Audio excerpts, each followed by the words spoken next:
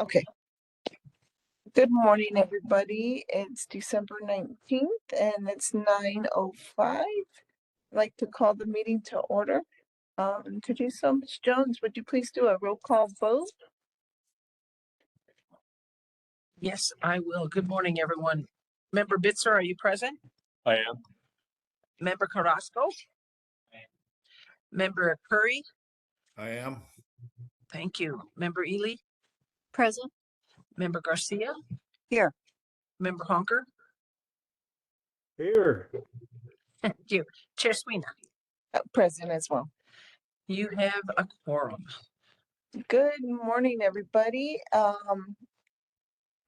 Wanted to look at our agenda this morning. It was emailed out as well as posted. Wanted to entertain if there's any additions or revisions. I would like to add one before we get to our approval of meeting minute or number 3. Just to have some introductions. I can add that. Is there anything else we were looking at, Ms. Jones? I know you wanted to amend it to include a brief introduction from each of the new members. I don't think anything else needs to change on the agenda. Thank you so much. So with that amendment, I would love to entertain a motion from our board.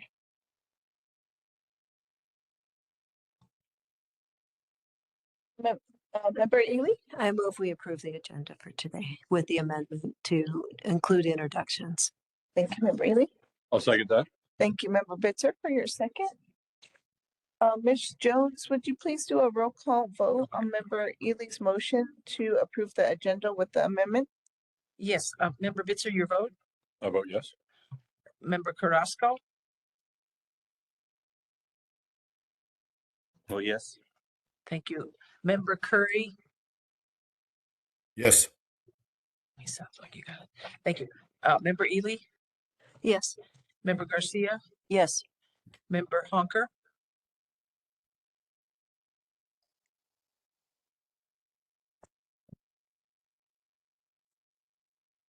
Yes, sorry. Thank you. Chair Sweeney? Yes. Thank you. The motion passes. Thank you, everybody, and thank you, everybody, again for coming this morning. With that, as you probably have heard, there's a couple of new names that have been on the roll call, and I would first like to introduce Mr. Guadalupe Carrasco, and he's here in person. Mr. Member Carrasco, can you introduce yourself and take a few minutes just to share a little bit about yourself with our board members? Yes, my name is Guadalupe Carrasco. I go by Lupe. I'm from Malaga, New Mexico, which is the furthest small town on 285 where you hit the Texas state line. I farm, but I also work in environmental compliance, do a lot of environmental remediations, reclamations in Southeast New Mexico. And have been in the agriculture and oil and gas industry for several years. Thank you, Member Carrasco. Oh, and then I also serve on the board for the Carlsbad Soil and Water Conservation District. So we do a lot of restorations on both public lands and privates. Thank you so much, Thank you. Member Carrasco.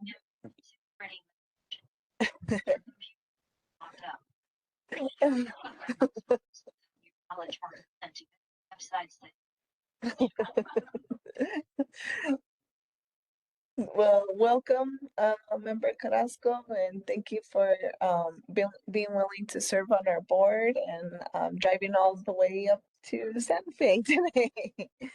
I look forward to it. Thank you. Thank you. And on the platform, we have another new member, and that's Mr. Ron Curry. Mr. Member Curry, would you mind introducing yourself and saying a little bit about yourself and welcome again. Thank you very much. I seem to be having trouble with my camera staying on, but I'm honored to be on the board and be a new member. I first came to the environment business in the first environment department after it separated from the health department. I served as deputy secretary and then a secretary of the department for all 8 years under Bill Richardson and various other things in between. And then had the opportunity to serve as regional administrator for EPA under Barack Obama's second term. So I'm glad to be here. I live in Corrales, New Mexico. So where I'm just ending up a nice tour as being village administrator for the village of Corrales. So thanks for having me. Thank you, Member Curry, and appreciate your willingness to serve on our board and welcome aboard. And I do want to leave open if any fellow board members would like to say a few words, or if we want to just, yes, Member Ely. No, well, just that I'm really thrilled to have two new members, and I want to, of course, welcome Lupe and I want to call him Secretary Curry and Mr. Curry. I worked with him in the past, and it's been a pleasure. And I think you'll both, with your backgrounds, be great assets and help in the deliberations and very conscientious decisions on how we roll on what comes before the board. So thank you for being here. Thank you, Member Ely. Member Garcia. Yes, just want to say welcome to the two new members, and we have a busy year ahead of us, so we're very happy to have you both on the board. I agree with Member Ely. Your backgrounds are perfect for this board, so we should have a fun time this year. Thank you, Member Garcia. Member Bitzer or Member Hunker, you want to say a few words? Yes, I'd like to welcome both new members as well and echo the statements of Member Ely and Member Garcia. Sounds like Member Carrasco's got a great perspective and background for being on the board, and Ron Curry and I have known each other for 25 years at least, I think, and he is eminently qualified, as I think we all know. So welcome to both of them. And since I'll be going off the board very shortly, I'm glad to see that there's two great new members coming on to carry on the work. Thanks. Thank you, Member Hunker. Member Bitzer.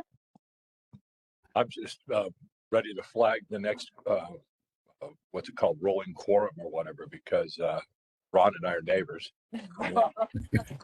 Member Hunker shows up once in a while in the neighborhood, and if anybody else shows up, we're going to be in trouble. So good to have these guys on board. Thank you, Member Bitzer. And welcome aboard again, Member Curry and Member Carrasco. Appreciate it. And please, I know our board administrator has reached out, and if you have any questions, I know today, our legal counsel, Eduardo Ugarte, isn't here, but I know we have Blaine Moffett from the New Mexico DOJ's office here to support the board for today. But if you have any questions, please feel free to reach out to me or the board administrator. Thank you. Wonderful. So with that, we will go on to the next agenda item, which is the approval of November 17th meeting minutes, as well as December 8th hearing and deliberation minutes. So first, let's tackle the November 17th meeting minutes. And I know Member Carrasco and Member Curry, you weren't present for these, so it'll be okay if you abstain, or since you weren't present during the meeting. With that, yes, Member Garcia.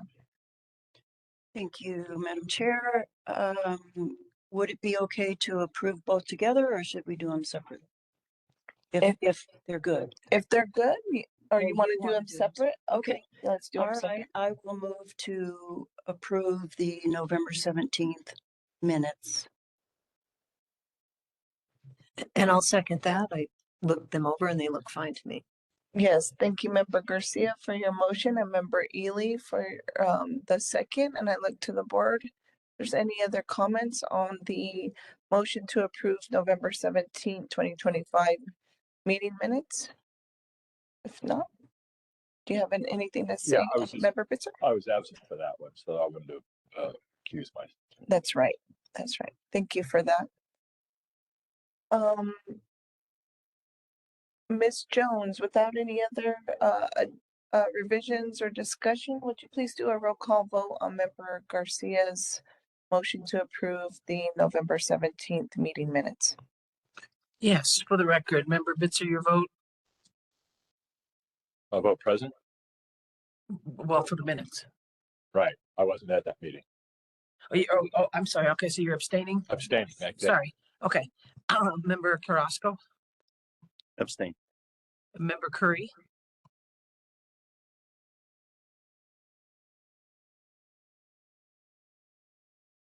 he might be having some technical issues. Let me loop back to him. Member Ely I vote yes.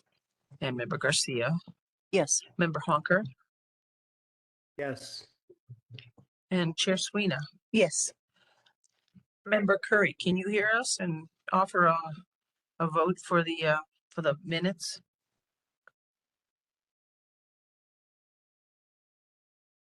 Okay, well, Chair Sweeney, I imagine, well, we have sufficient, the motion passed.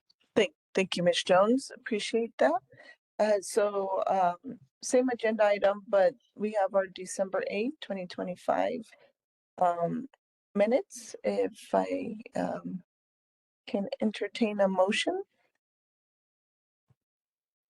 Member Bitzer.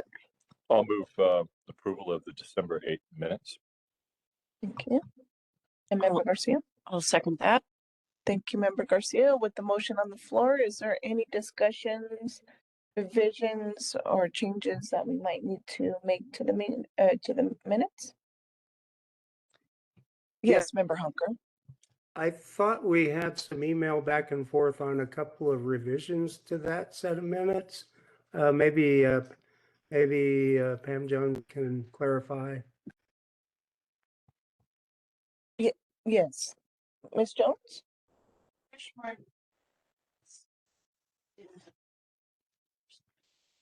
Oh, yes, okay, so that's correct. The first draft of my minutes went out without the vote on the deliberation, and this, and so it was amended to include the deliberation votes in item 3. So just to be clear, Member, the motion on the floor was for the last revision. Is that correct? Yes. Right. I see a head nod from our members. Yeah. Yes. So, just for the record, the motion on the floor is for the latest version of the meeting minutes, which does have all of the information that was regarding our vote. Thank you. With that, does that help clarify, Member Hunker? Yes. Thanks. I just want to make sure which version we were talking about. Thanks. Thank you so much, Member Hunker. With that, Ms. Jones, please do a roll call vote. On the December 8th minutes, Member Bitzer, how do you vote? I vote yes. And Member Carrasco, Abstain. Member Curry, Abstain. thank you. Member Ely, I vote yes. Member Garcia, Yes, Member Honker, Yes. Chair Sweeney, Yes. the motion passes. Thank you so much. Appreciate that. Ms. Jones for guiding us through that vote. With that, we will go next to the next agenda item, which is the New Mexico Hazardous Waste Bureau Annual Fee Report Review. And for this one, do we have, is it what you, Ms. Jones emailed this out? Yes, there's no one present from the Hazardous Waste Bureau to review it, but I mean, to present it, but it's, when I spoke with counsel for the Hazardous Waste Bureau, he felt like there didn't need to be anyone here. Okay, yes, Member Ely? I'm sorry, I don't remember seeing that email. Pam, when did you send that out? I didn't send that particular document, but it's posted. Yeah, Where is it posted? it's on the hazardous waste docket, but so there are copies though there should be a copy sufficient for each of you on the table there. Yes. Oh, I see. Okay. So for those on the platform, there is, you can navigate to this annual fee report. Ms. Jones, is it on the Hazardous Waste Bureau? Okay. Okay.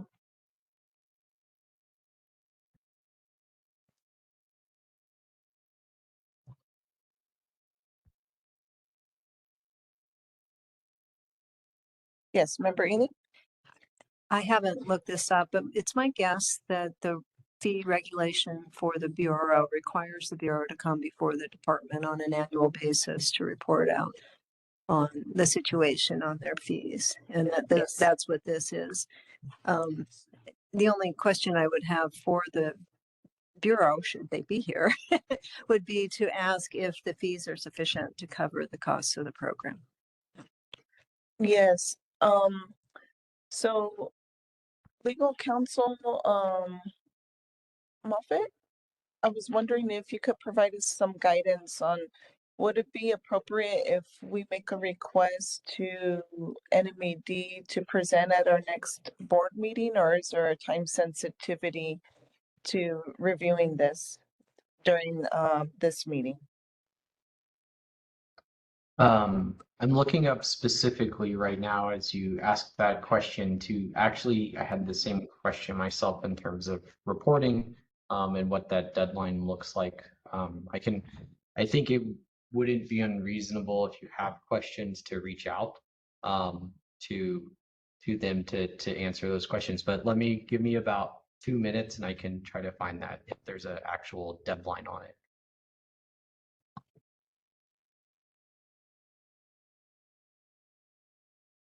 Thank you so much. And just for the folks on the platform, Ms. Jones just shared with us that she's reaching out to NMED to see if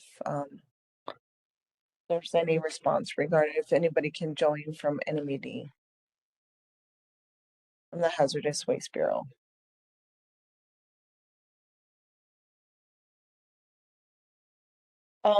In the meantime, as our legal counsel does some of his research, are there any other questions as we look through the fee report?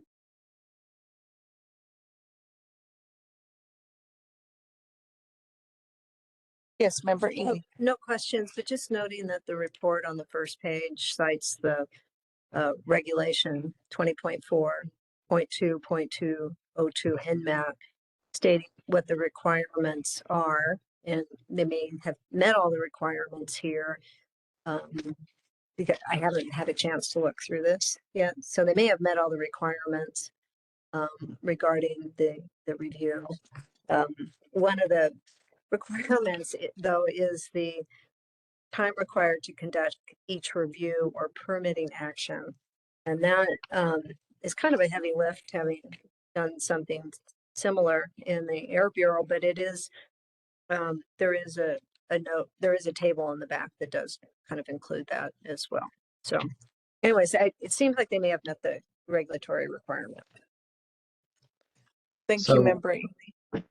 This is Lane Moffett. So as a part of that, the annual report, it just states within 90 days of the end of each state fiscal year, the department shall prepare and submit to the Environmental Improvement Board a report describing funds received pursuant to regulations, activities performed with the funds. The report shall be made available to members of the public upon request. Thank you. Legal Counsel Moffett, I don't think there's any action by our board required. It's just a review of the report. Is that correct? That's my understanding, correct?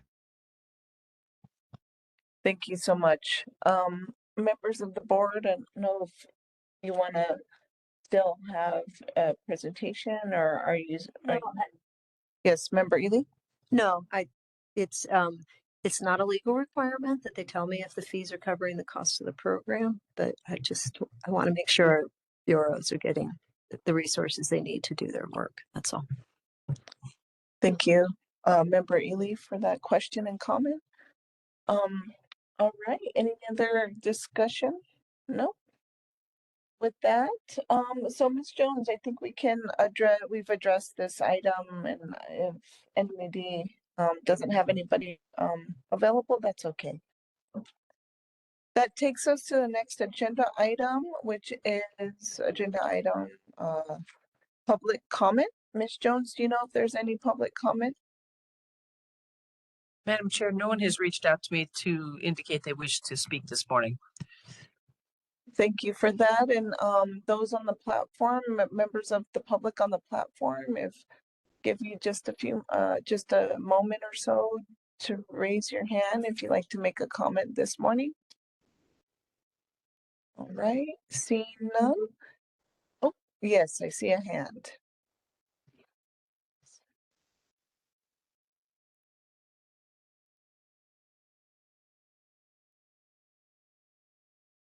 Okay.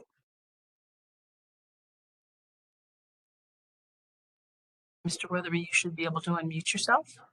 I just see that I can. Thank you very much. A very quick question. I filed as a party in a matter that's coming before the board here shortly. I don't need to make a public comment. I just wanted to find out if I have a question relative to that process at the end of the presentation. Can I ask that question at that time? Is it for a item on our agenda today? Yes, it is. Okay. Yes, why don't we have you ask the question when we get to that item on our agenda? Thank you very much. Thank you, Mr. Weatherby. All right, and it looks like if there's no other public comment, we might be there, Mr. Weatherby. But I'm gonna have counsel for NMED come up first, and then we'll address any discussion after their initial presentation. So with that, we will go on to agenda item EIB 25-77R in the matter of proposed repeal and replacement of 20.2.71 NMAC operating permit emission fees and 20.2.75 NMAC construction permit fees. And with us today, we have Ms. Sona and Mr. Rayal, Ms. Villanueva, and counsel for NMED and staff for NMED. Thank you so much. The floor is yours. Good morning, Chair Sweeney and members of the board, and particularly good morning to the newest members of the board. You're joining us for a fun fee-related meeting, it seems like. My name is Kelsey Sona.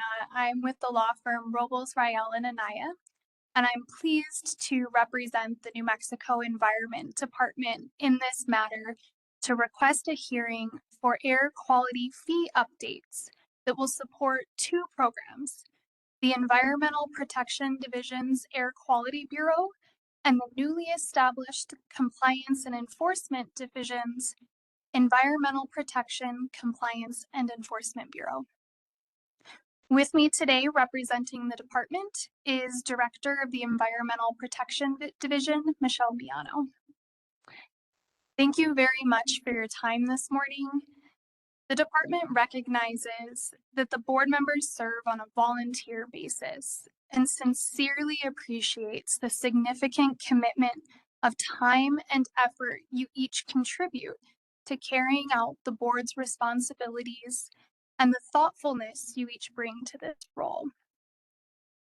We're here to explain and support the request to the board to authorize a hearing on the department's petition to repeal and replace both 20.2.71 NMAC which is the operating permit emissions fees, or otherwise known as Title V emission fees rule, and 20.2.75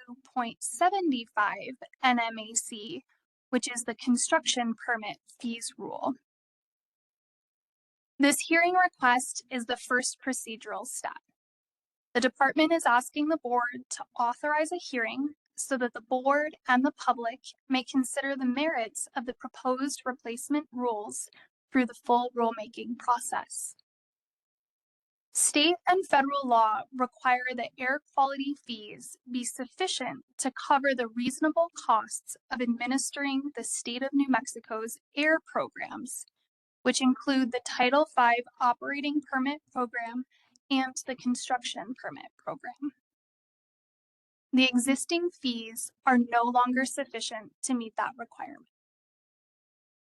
Part 71 for the Title V emission fees was last substantively amended in 2009, and Part 75 for construction permit fees was last amended in 2003.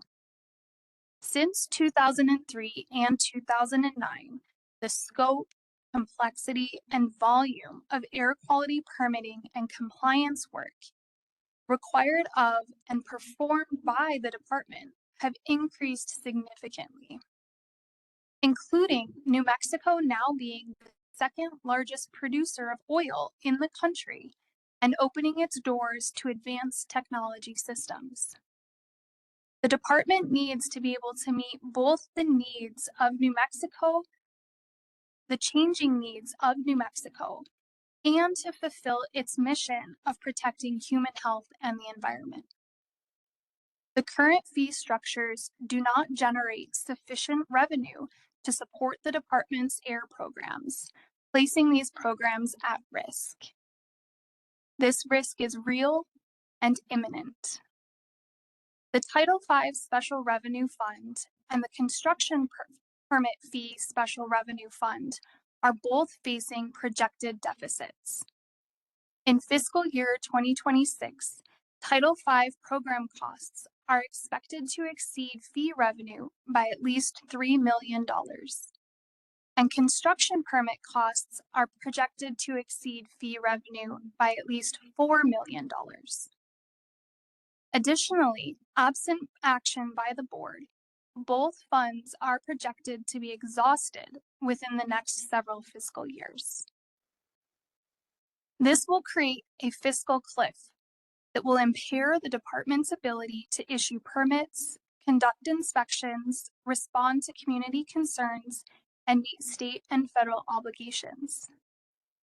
The department has been regularly engaging with the Department of Finance and Administration, which concurred that without a fee increase and with the work ahead for the air programs, these funds are at risk. This information recently came to light and necessitates the urgency of the department's ask for a hearing. The department appreciates the significant demands on the board's time and based on current scheduling, understands that March 23rd through March 25th represent a window when board members are available for a hearing. These hearing dates will ensure the rules become effective with notice to the regulated community while allowing the department to implement the new fee structure in time for the next invoicing cycle. The department recognizes the importance of public engagement in any rulemaking, particularly every rulemaking. Following the board's prior deliberations on air quality fees last year, the department made a deliberate decision to prioritize additional technical and financial work before presenting a revised proposal. The department also focused its efforts on refining the rule language. Critically, the department evaluated multiple alternative fee structures to determine whether they would be appropriate and whether they would be financially viable over the long term. The work required developing and analyzing different fee scenarios, conducting prospective budget modeling, and closely examining the financial realities of operating the Title V and construction permit program over multiple future fiscal years. This analysis was necessary to ensure that any proposal brought forward would meet statutory requirements, avoid another near-term funding shortfall, and withstand scrutiny by the board, the regulated community, and the public. This work has been ongoing with the Environment Department's Administrative Services Division and Department of Finance Administration until quite recently. Until that financial work was completed, the department did not have new or reliable information to present, and any earlier formal public engagement would have been premature and speculative. The department is already operating in a constrained fiscal environment. A delay in the rulemaking could directly impact the department's ability to issue the next round of invoices under a new fee structure, which would compound the current funding shortfall and further erode the financial stability of the Title V and construction permit programs. Additionally, pushing this process out further could increase the risk of disruption to core air quality functions, including permit processing, real-time compliance assistance, inspections, including those in the backlog, additional monitoring and data reporting, technological upgrades, smoke pollution coordination management, and responding to community complaints and concerns. Those impacts would be felt not only by the department, but by the regulated community and the public that relies on timely, effective air quality oversight. For these reasons, the department determined it was necessary to complete the technical and financial work, finalize a viable proposal, and bring it forward to the board as soon as it was ready, rather than delaying further preliminary engagement that would not have been grounded in a concrete proposal.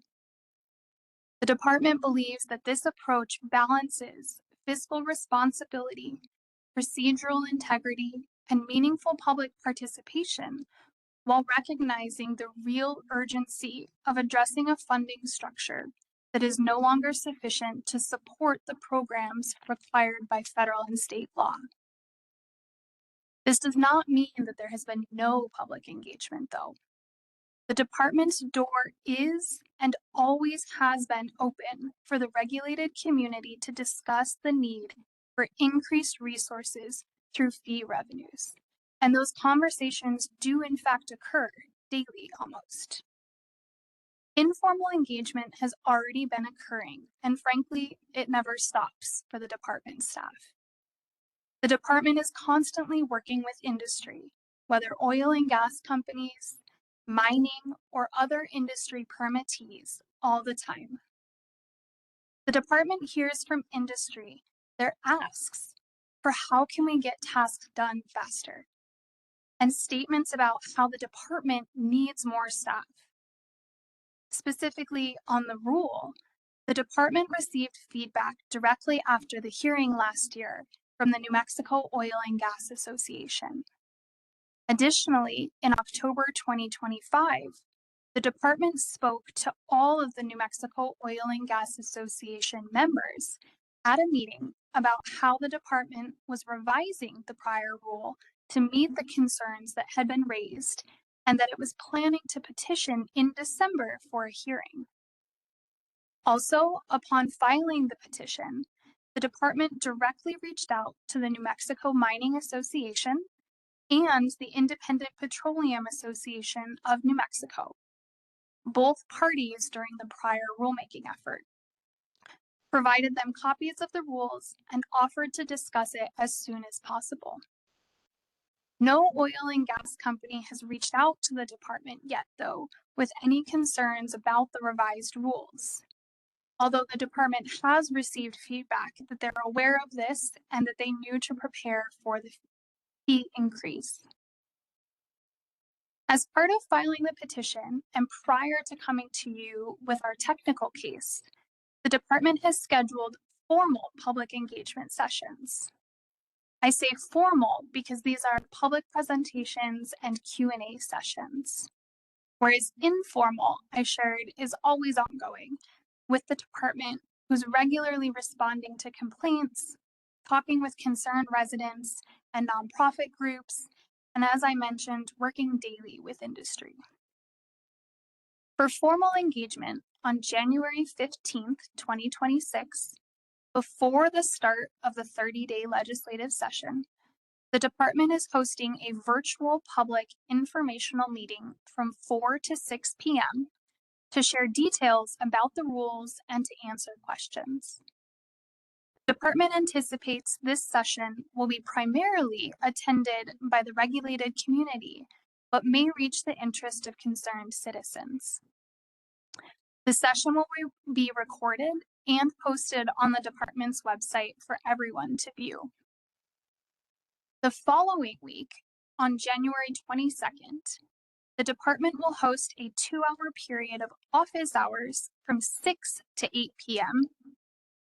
to answer any questions from members of the general public and the regulated community. This allows for an alternative of later hours to accommodate personal and work schedules for those who may want to participate.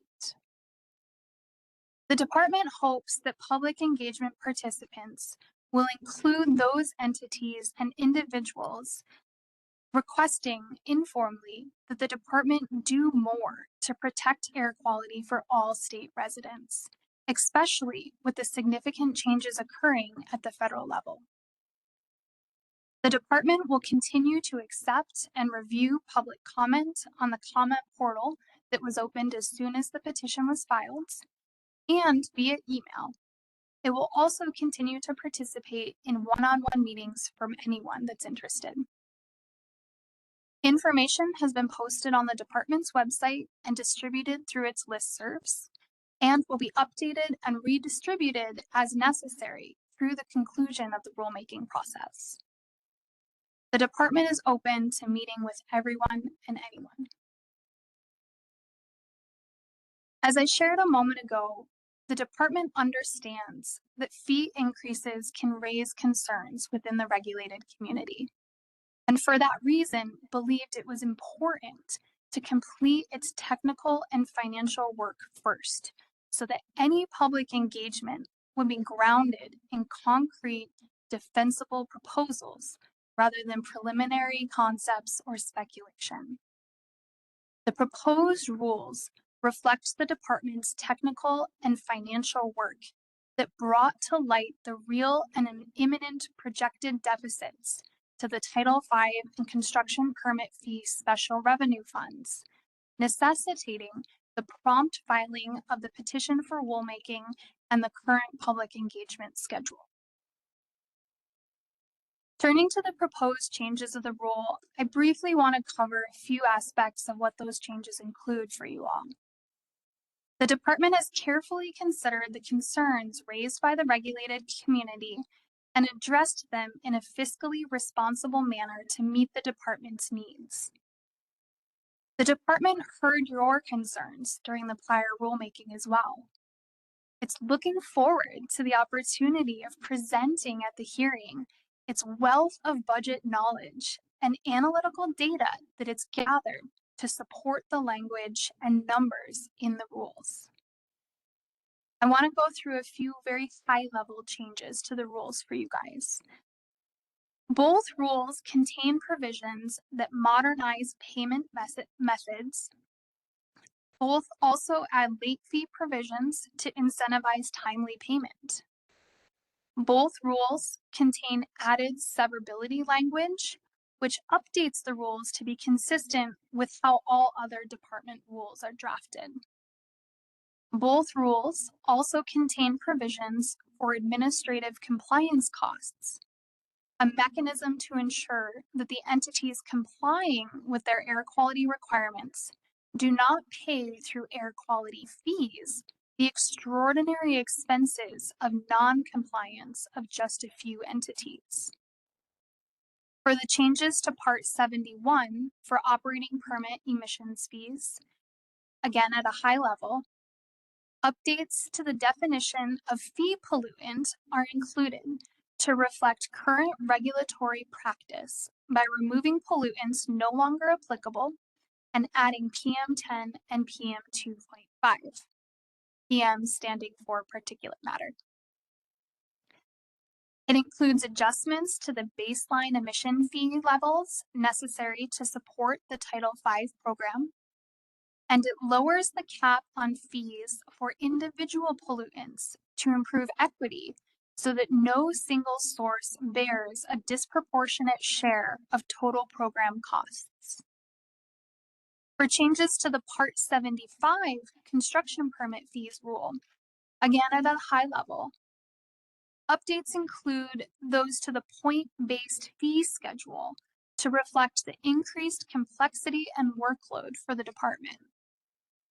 They include adjustments to the cost per point and annual fees to cover reasonable program costs. It adds points and annual fees for notices of intent, which currently impose ongoing compliance obligations without adequate cost recovery. And they retain reduced fees for qualifying small businesses. The proposed rules do not impose new substantive air quality requirements. They are limited to fee structures and administrative provisions necessary to support existing regulatory programs. You'll see that there's additional non-substantive changes that I've highlighted, and the department is looking forward to explaining those in testimony and supporting those with all of its evidence. As part of the hearing, the department will also explain and support its request to submit certain portions of the revised rule to EPA for incorporation in the state of New Mexico's state implementation plan. This is a necessary and incidental step required by federal law when certain air quality regulations are revised. Turning to the hearing details and timeline.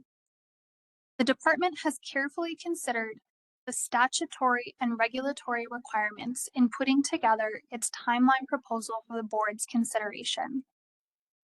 The department estimates that the hearing to adopt the replacement rules will require approximately 3 business days. While shorter, hopefully thankfully for you all, than many of the recent hearings that the board has had, the department anticipates that a more limited volume of technical testimony from the other parties will be presented, with participation largely focusing on policy perspectives and state viewpoints. The department also requests that the board plan to immediately deliberate and make a decision on the proposed regulatory change on the final day of the hearing. The department's goal is to create a clear and manageable record such that the board can confidently deliberate without a hearing officer report. This rulemaking does not involve complex or technical scientific issues like many others, but instead will center on program administration, budgeting, reasonableness of costs, and sufficiency of the fee structures to cover them. The evidence will consist primarily of financial information, program cost data, and policy considerations regarding fee sufficiency and program sustainability. To the extent there are other parties that participate, the department anticipates their testimony would primarily inform the board on perspectives regarding fee impacts and policy considerations, as opposed to complex technical evidence requiring reconciliation or detailed credibility determinations. As a protection, the board's procedural rules allow other parties and the department the opportunity to file with their notice of intent to present technical testimony a proposed statement of reasons, which is normally filed post-hearing. The rules allow to be filed during the pre-hearing process, which is a document that will aid the board in its deliberations.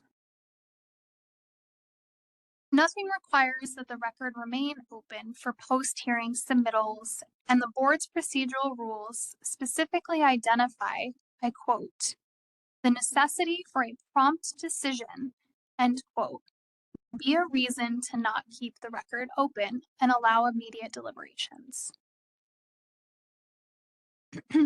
Immediate deliberation avoids the need for the board to reconvene for a separate meeting or devote additional time to review transcripts and post-hearing filings, as the department fully respects the board members' volunteer status, scheduling constraints, and other personal and work commitments, as well as the many asks the department has posed to this board recently. Most importantly, prompt board action provides earlier clarity to the regulated entities regarding fee obligations and timelines, and will allow for better planning and compliance. With these considerations in mind, the department respectfully requests the board schedule the hearing to begin on March 23rd, 2026. The department is of the view that these hearing dates will ensure there is sufficient time for the pre-hearing process. This is particularly true if the board is able to affirmatively set the deadline for notices of intent to present technical testimony and entries of appearance as occurring on February 20th, 2026, which is 31 days before the hearing, instead of proceeding with the standard deadline in the rules for 20 days. The department asks that the board set this deadline in its order granting the hearing. The department also recommends that the board appoint a hearing officer to preside over the proceeding. In addition to the many benefits of having a hearing officer that this board is well aware of, a hearing officer will be very helpful, I believe, in assisting our newer board members in navigating the process, as well as helping the board focus and listen on the testimony so that it's fresh in their minds to be able to deliberate on the last day. Additionally, by December 26th, the board will need to issue its appropriate orders to grant the hearing to allow the department to meet the January 2nd, 2026 deadline for submitting the board's public notice to the New Mexico Register. December 26th is a few days early, but it allows time given the holidays to get that submitted. Successfully meeting the submission deadline will result in publication of the notice on January 13th, 2026. Keeping us on track for the carefully considered timeline. In conclusion, to briefly wrap up and summarize for you all, the department is asking the board to make a procedural decision to authorize a hearing on the Air Quality Bureau fee rules updates. A decision that does no more than initiate the hearing process. The petition complies with the board's statutory and regulatory rulemaking requirements. The department requests the board schedule the hearing to begin on March 23rd, 2026, and continue through March 25th, 2026, or as long as necessary to hear all testimony, evidence, and public comment. The department asks the board to appoint a hearing officer. To facilitate notice and participation, the department asked the board to set the NOI and entry of appearance filing deadline as February 20th, 2026. And lastly, the department requests the board timely issue the necessary and appropriate orders by December 26th to ensure it can meet the New Mexico Register deadline on January 2nd for publishing the public notice of the hearing. Thank you very much for your consideration this morning of the department's request for a hearing on petition 25-77R to repeal and replace 20.2.71 operating permit emission fees and 20.2.75 NMAC construction permit fees.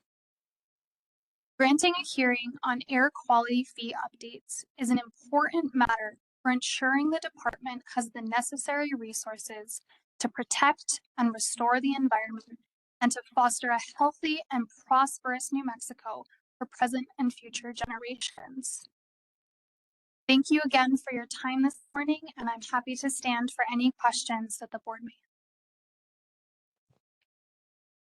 have. Thank you so much, Ms. Sona. Members of the board, do you have any questions? Yes, Member Garcia. Thank you, Madam Chair, and thank you for your presentation. I see that this is a bit different from the last fee increase request. But I didn't see in the statement of reasons the total amount increase you expect from this fee increase. Could you tell me that? Thank you, Chair Sweeney and Member Garcia. You're correct. That total amount is not in the proposed petition statement of reasons. I do not know that number currently. I can ask Director Miano. He has that number off the top of her head. It's okay. You can hear it as long as you. It is the equivalent of a little less than 70 new positions and 10 million additional 10 million additional funds for our contracts budget in our 300s. Thank you. That's helpful. Thank you. Thank you, Member Ely. What do you anticipate the effective date of both 71 and 75? I realize they may be probably the same, but. Thank you, Chair Sweeney and Member Ely. The proposed effective date for these rules would be June 1, 2026. The post-hearing deliberations occurring without delay allows the department to assist with getting all of the final filings with the New Mexico Register and all of those requirements met to allow for a 6/1/2026 effective date. That date would also allow for sufficient time to get all of the invoicing systems ready, the staff to prepare everything, put the regulated community on notice for several months before those new invoices go out early in 2027. And follow up to that. So for the Title V fees, would they kick in 2027, the increase? Or when would the fees increase then start for Title V and NSR, which I realize those two things are probably different. Yes, so the increases would, if the rule was adopted with an effective date of 6/1/2026, the increases would go into effect for the next invoicing cycle, which those invoices go out in early 2027. So it would be the next fee payment and emissions fee payment that the regulated community makes would be this updated structure. Right, that makes sense for Title V. And for NSR, would they go into effect immediately, or would those also be delayed? Because those fees aren't based on tonnage of emissions, they're based on the work that's done to get those permits out the door. So when would the NSR fees increase kick in? Thank you, Chair Sweeney and Member Ely. Those fee increases would go into effect immediately upon the effective date of the rules. So new applications and documents filed with the department would be subject to the fee increases at that point. Thank you. Thank you for those responses and questions. Any questions from other board members? No? Yes, Member Garcia. Thank you. And the usual question we ask for petition request is, how controversial do you anticipate this rule change to be? You spoke to oil and gas folks about the petition in October. Did you get a sense then of their reaction? Thank you, Chair Sweeney and Member Garcia. I'm going to turn to Deputy Director Miano to assist answering that question. Yes, thank you, Chair Sweeney. Thank you, Member Garcia. Yes, we have certainly been talking to industry and applicants and permittees based on last year's proceeding. We have not received any indication that this would be opposed. The feedback we've received and I have received as director has been, we need the Environment Department to hire more people immediately. And so we don't anticipate, given the feedback we've received so far, that there is going to be much opposition.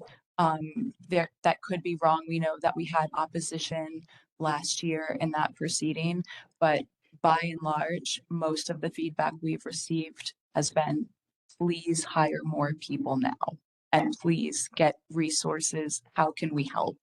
And that has been from applicants, permittees across sectors, not just oil and gas.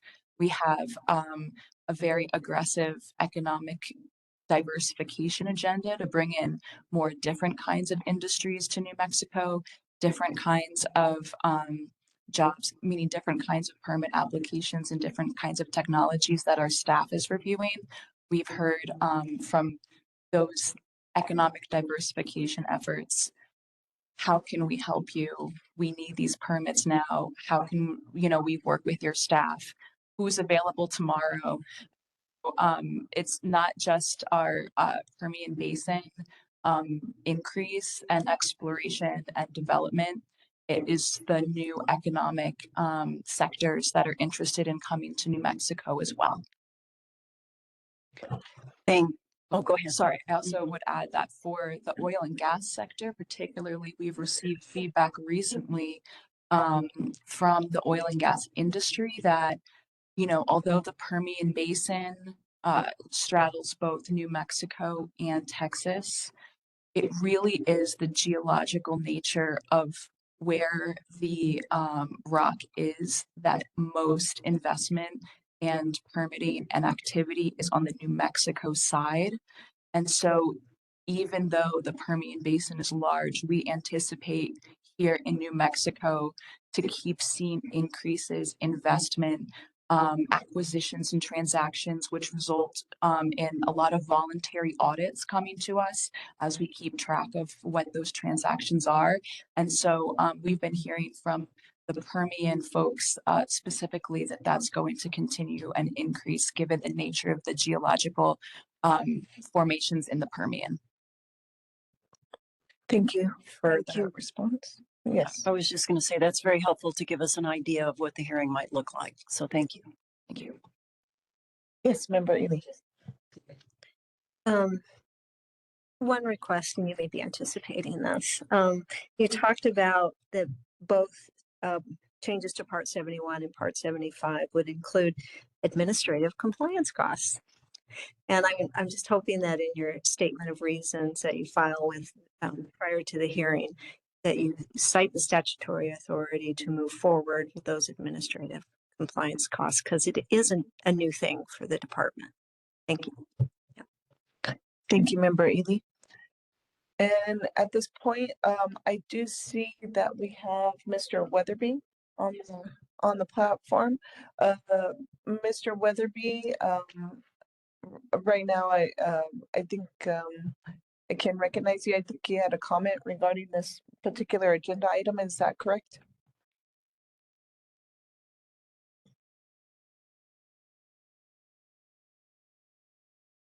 You hear me now? Yes. Hello. Thank you very much. It wasn't so much partially a comment. I'm very pleased that the department is bringing this forward. I think members of the public are concerned about this need. In fact, I do have a couple of questions though, and I think most of the questions I might ask would come up during the hearing after the testimony. But The issue of understaffing has been an issue that's been around since at least 2021 and 2022. And I'm a little concerned, especially with, as the department is concerned about meeting the needs for in addition to oil and gas, the new technologies that are out there that are trying to become part of New Mexico's economic development. These are moving fast, and I'm as much concerned about there not being enough thought put into how much of a strain that's going to be on the department down the road. 70 positions sounds like a lot. However, there are a lot of things moving quickly, and I just throw out to the board that as much as there is a need to get this done quickly, there needs to be a lot of thought put into if it's going to be sufficient. And that's all I would say at this point. I do want two quick questions. Were these new fees developed by the staff or by outside consultants working with the staff? Excuse me, Mr. Weatherby, I think as you indicated at the start of your comment, maybe some of those questions we could, be heard during the hearing, if that's possible. I just want to look at the logistics of the petition brought forth and focus on that this morning. Fine, thank you. Thank you, but I do appreciate you participating and thank you for sharing your insights and some of your thoughts this morning. Appreciate that. But I do want to double check if you had any logistical comments regarding the setting up a hearing date or anything like that. No, I think what's been presented by council to NMED is, while it's kind of fast tracked, I do think there's room there for people to raise their concerns and address the board with those concerns. So I have no particular problem with the process at this point. Thank you. Thank you so much, Mr. Weatherby. So with that, members of the board, yes, Ms. Sona. Thank you, Chair Sweeney. Members of the board, I think I could provide a brief response that might be helpful clarity for some of the matters posed regarding the petition and your decision today. Yes. If I may. First off, as part of public engagement and the department having an open door, we're happy to meet with Mr. Weatherby and discuss, through his role as a party in this rulemaking, his concerns about the rule language. As for the development of the rule, the staff has been deeply engaged in this process and is really looking forward to presenting its case to the board. And lately, the department's role has been to move fast. They've been thinking quickly, they've been nimble, they've been reactive to the changes that are happening in New Mexico. And that's a little bit different than the NMED we have seen before. And so although we're coming to you with this quicker timeline, the department's ready to provide the case that this board is looking to hear to support the rule that provides the fee increases that the state needs to do the work. Thank you for your response, Ms. Sona. And with that, fellow board members, we have the petition as brought by NMED and NMED's council. And there's a couple of requests outlined in their petition. And I just want to have some discussion amongst the board of your thoughts about the request for a hearing for March 23rd through March 25th. And then also some of the other requests, including deliberating immediately, setting an administrative hearing officer to conduct the rulemaking, and also a little bit or some additional items like pre-hearing logistics, and as well as the filing deadlines. I think it was another one. Department also requests the orders come before or be issued by December 26, 2025. I just want to make that here. 2025. It said 2026 in the petition, but I believe it, the intent verbally was 2025 as presented this morning. Yes, Chair Sweeney, that is correct. We're transposing 2 years, and the intent is to get the orders out by December 26th, or December 26th, 2025. Thank you for that clarification. So those are some of the considerations and requests before the board. What are your thoughts, or want to make a motion? Yes, Member Bitzer. In terms of the dates, those are good for me, 23rd through 25th of March. I don't know if we want to add additional dates if that's required in case it goes long. But it sounds like they're confident that we can get it done in 3 days. Hearing officer concur that we should probably have one of those, free us up to take it all in. And yeah, I'm good with every aspect of it. Thank you, Member Bitzer. Any other? Yes, Member Garcia. Those dates work for me as well. I'm wondering, is Felicia Orth the only hearing officer we have on contract right now, or is there another? Yes, and actually, we have checked with her schedule and she is available during that time. Doing our homework in real time here. Thank you, Ms. Jones, for reaching out to Ms. Orth. Any other? Yes, Member Hunker. Yeah, I would just suggest, rather than committing to deliberate at the end of that 3-day term, that the board just say, leave that as an option, because until you know exactly what the issues are and how contentious it could be, and as Member Bitzer pointed out, it could even run beyond 3 days. You don't know that for sure. So normally with a hearing officer, there's some time between the end of the hearing and a deliberation. So I would just suggest phrasing anything regarding deliberation that the board may or may not deliberate at the end of the period. Thank you for your comment, Member Hunker and board members. I do have a follow-up question on that.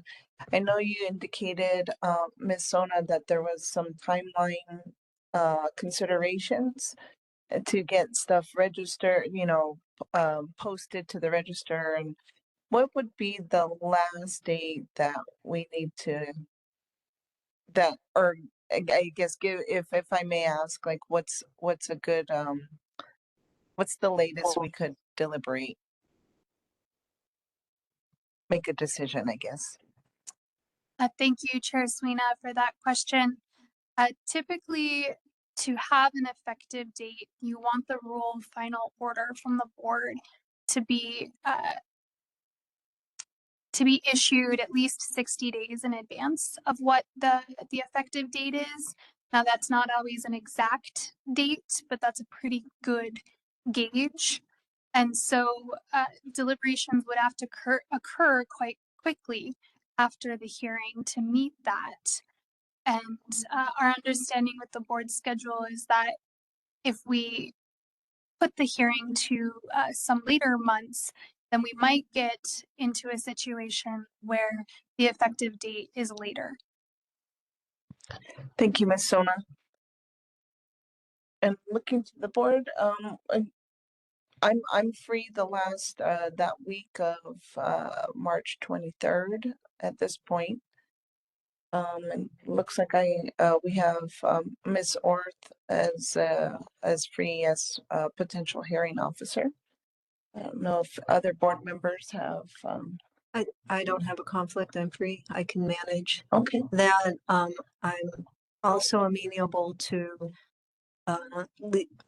deliberating or leaving the door open for deliberating at the end. I just wonder if there's enough time for hearing and deliberations in 3 days, or should we allow a little more time to get that done? Yes, Ms. Sona? Thank you, Chair Sweeney and Member Ely. The case that the department is planning to present can definitely be accomplished in time to allow for at least half a day, if not more, of deliberations on this matter. Given the engagement we've sort of had in the prior rulemaking, the engagement we've had thus far, we don't anticipate that it's going to be a robust kind of cross-examination type case, or that again, there'll be a lot of competing technical testimony. A lot of perspective will likely be offered in writing for the board's consideration in advance of the hearing. And so the department does feel that we can be judicious with your time and accomplish this in 3 days with time for deliberations. Yes, Member Ely? I just want to make one other comment, and that is this may seem rushed because it's December and we're talking about a March hearing, but we've been talking about this for a while, you know, because you were before the board before. We didn't, the board denied the petition at that time. There was good stakeholder involvement then. You heard from us. Anyways, maybe the schedule for hearing is a little compressed, but I don't see this as a rush process myself. Thank you for that comment. And yes, I do recall the hearing regarding similar petition and requests. So appreciate that, and you all coming back and doing some more homework before you came back to the board. And appreciate that. Want to note that. So with that, members of the board, are we ready to make a motion? Yes, Member Garcia. I have another question. I'm not opposed to setting these NOI deadlines and things like that. It's just unusual. Usually that's done by a hearing officer in the pre-hearing order. I understand this is a crunch for time, and but when the hearing officer does this, it's usually in consultation with other parties. So if we set them, there's no consultation with any parties. That seems odd to me. Thank you for that, Member Garcia. Ms. Sona, would you like to respond? Yes, thank you, Chair Sweeney and Member Garcia. The department's thought process with this request is that when there are other parties that decide to engage in a rulemaking proceeding, often they haven't joined at the point of the petition, and they typically join later after the public notice has gone out. And sometimes the engagement with the parties in the hearing process necessitates a rebuttal phase for testimony. And the 20-day deadline really does not facilitate that back and forth very well. And so we were asking for 30 days, in essence, to give more breathing room to the hearing officer to allow that engagement back and forth should it become necessary, as well as to ensure we're getting this information to you all in time to review in your compressed schedules. And to make sure that you know, we can have a little more space to work with other parties that join. The board's rules, my review of them and understanding is that the board is allowed to set this date, although it is normally set by the hearing officer. With the hearing officer's role being delegated by the board, it is an authority that you all retain. Thank you, Ms. Sona. Yes, Member Garcia, thank you for your comment and follow-up question. Again, with that, do any of the board members want to make a motion so we can continue? Yes, Member Ely. I'll take a stab, and Mr. Moffat, tell me if I need to make a correction, or any board member, tell me if I need to make a correction. So I move that the board hold a hearing for repeal and replace of 20.2.71 NMAC and 20.2.70 2025 NMAC beginning on March 23rd, 2026 and lasting for 3 days or until done. And that the board appoint a hearing officer. And that the board proposes to deliberate immediately following the end of the hearing, should they choose to. We may not. In addition to that, I move that the board set, a filing deadline for the notice of intent of February 20th, 2026, and that we issue an order for a hearing on the adoption of those two rules by December 26, 2025. I'll second that. Yes. Our legal counsel Moffett, is there anything that you heard that we might want to clarify or revise? No, I think that's sufficient. Just to clarify, this is just to initiate the rulemaking proceedings on the petition today. Yes. Correct. Member Ely? Yeah, I just, Member Garcia pointed out that perhaps the motion should include EIB 25-77. Yes. Thank you, Member Ely. And Member Bitzer, would you like to second the revision? I'll second the amendment to the motion. Said that right? Yes. Thank you, Member Bitzer. All right, we have a motion on the floor. Member Honker? I would just like to comment, I believe that's the longest motion I have experienced in my time on the board. Thank you for that, Member Honker. It's her prize. Yes. So with that, I'm just looking to our board. Are there any other discussions, questions?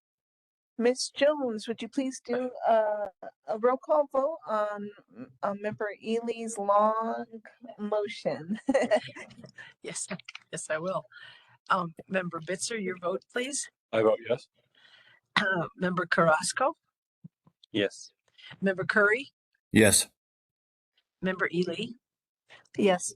Member Garcia, Yes. Member Honker, Yes.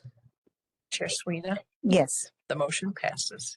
Thank you so much. And thank you, Ms. Miano and Ms. Sona for coming to the board this morning. Great to see you again. Appreciate your time and working with the board.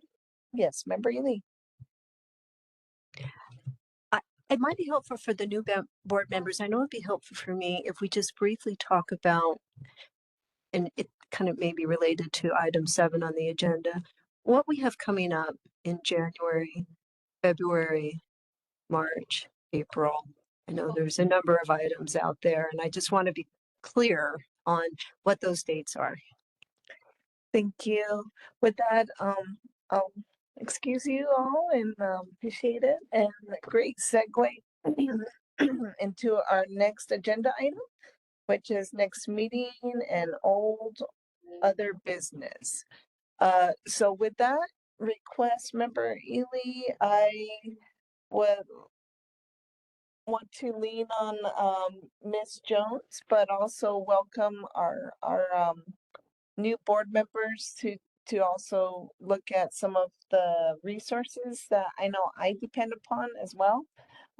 Is looking at the NMED calendar, our calendar online, as well as the dockets page. Once you have, like for example, EIB 25-77 on the New Mexico Environmental Improvement dockets page, and then there's a environmental improvement board tab or selection. You can see all of the documents related to this particular item or whatever is coming before the board. With that, I know that we do have a number. Oh, Member Curry, I saw you go off mute. I'm fine. Thank you. Sorry. Of course. I try to keep an eye out on the platform. So But Ms. Jones, I know we have a number of milestones coming up. Would you mind sharing what your office is tracking for us as well? Yes, I will. There is, I guess the next thing would be the deliberation in the Clean Transportation Fuels Program, and that's January 8th and 9th. And then our next regular meeting would be January 23rd. Now that's a couple days after session starts, so yeah, I don't know whether or not, at this point, I don't have any docketed matters for that particular meeting. Then let's see, let's go down the list here. We have EIB. Well, then we have this hearing we just set March 23rd. We have the big, I'm getting out of order, but in February, then we have the big PFAS hearing. That's February 23rd through March 5th or 6th. And then we've just set this hearing in EIB 2577 for March 23rd to the 25th. At the end of that meeting is also our regular scheduled EIB meeting on March 27th. We have the EIB 2532 hearing, the food service and food processing rulemaking, with Member Bitzer as the hearing officer. That is April 24th. And then we have the heat rule, EIB 25-11. That hearing is set for May 4th through May 8th. Our April EIB meeting is also the date of that food service hearing. And our May meeting is May 22nd. So at this point, that's what we're tracking. Yeah. One question. That the food service was there. Sorry, the heat rule is May 4th through May 8th. That's EIB 2511. That's okay. And the one in April is EIB 25-32. Yes, thank you, Ms. Jones, for keeping our calendar straight. Yes, Member Garcia.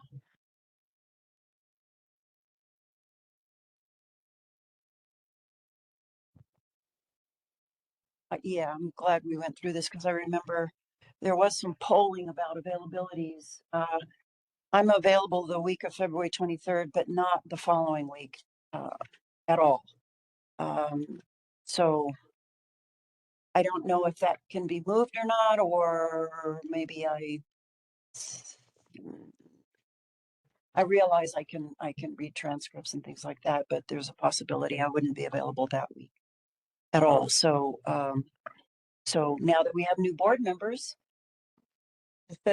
I could possibly miss that one, but just want to let you know. Okay, so that's the PFAS hearing from February 23rd through March 6th. So the week of that first week of March, you're unavailable. No, March. Okay, I'll note that. I am not available at all. And I do have some conflicts the week before, but so. And at the end of That's not- February, you have Yeah, conflicts? that's just not a good time frame for me, but Okay, like I say, if it can't be changed, then we can still have a quorum.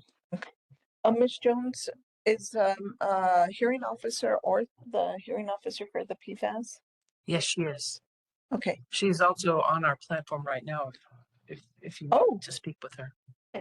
Yes, Ms. Orth, Madam Hearing Officer, just looking at that PFAS hearing, Are we pretty much set for those 2 weeks, February 23rd, and through March 6th? Madam Chair, that is what I had understood the board desired for scheduling. So I believe we're on track to do that. If you want to discuss rescheduling, I think we should bring up the related staff from the Environment Department to discuss that first. Thank you for that. Yes, so that's in February. What is your thoughts, Member Garcia? I think I understand this was the time frame decided, so we should just leave it where it is. I'll figure something out. Okay, thank you, Member Garcia, and thank you, Madam Hearing Officer Orth. To our new board members, I know we went through a whole lot of dates and items. Just wanting to make sure that if you had any questions, I know this is a lot to take in, and as I shared a number of these items, the PFAS, the heat rule, the food hearing, and as well as our Clean Transportation Fuels program deliberations that are coming up on January 8th and 9th. The information for those, I guess, items and issues are on our EIB dockets page. And I don't know if you have any questions. Do those dates work for you? Maybe just getting a feel good of whether they work for you. Member Carrasco. I feel those days do work for me. I just have a lot of catching up to do. Thank you. And Member Curry.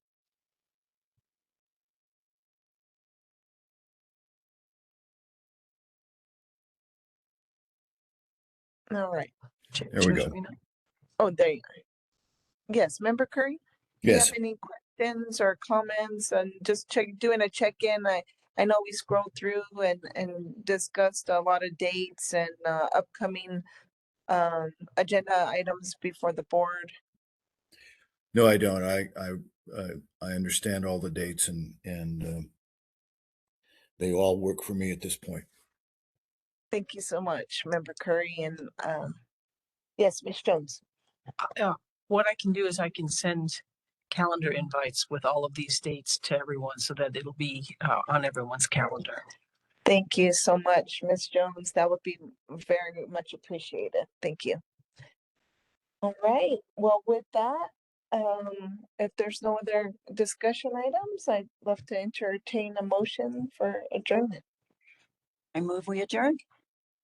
I'll second that. Thank you, Member Garcia, for your motion and Member Bitzer for your second. And we do a quick roll call vote, Ms. Jones, on Member Garcia's motion for adjournment.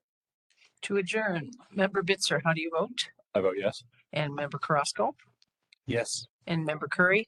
Yes. Member Ely? Yes. Member Garcia? Yes. Member Honker? Yes. Chair Sweeney? Yes. The motion passes. Thank you so much, Ms. Jones, and thank you everybody online. And I see our former member, Ms. Trujillo online. Good to see you up there, and appreciate everybody that's here and in person as well. Thank you so much, and again, welcome to our new board members. Everyone have a wonderful day and wonderful holidays, and safe travels if you're on traveling out there. And we'll see you again in a few weeks.